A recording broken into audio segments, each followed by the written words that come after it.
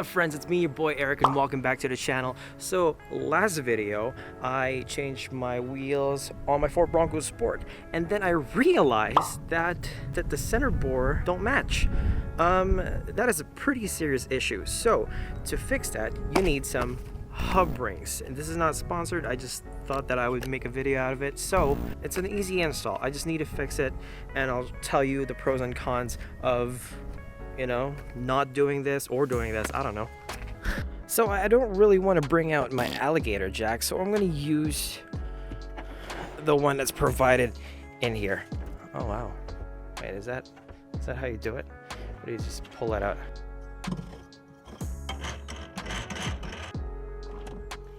Yeah, I'm gonna need two hands.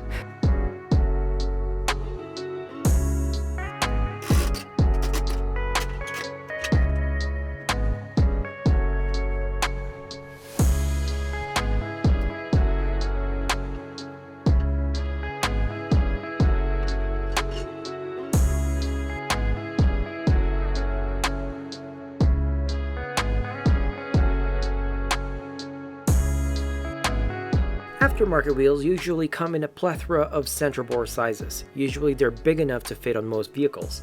And this is where hub-centric rings come in play. Without hub-centric rings, you are putting the weight and pressure to your studs because the wheel hub center is not entirely in contact with your aftermarket wheel. If not corrected, it will stress the studs and eventually fail. The hub-centric rings are added hardware to increase the contact between your aftermarket wheels and wheel hubs so that it increases the structural integrity. Two factors you need to consider when getting which hub rings to get: size and material. For sizing, you need to determine the inner diameter or the center bore of your vehicle and the outer diameter or the center bore of your aftermarket wheel.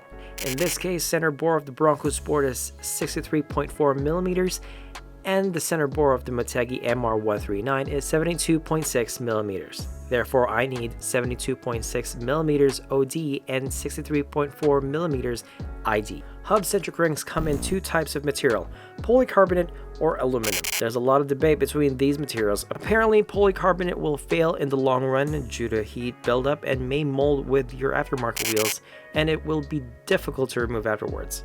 Aluminum hub rings are favorable because it's more rigid than polycarbonate, but with friction between metals, it could deteriorate over time.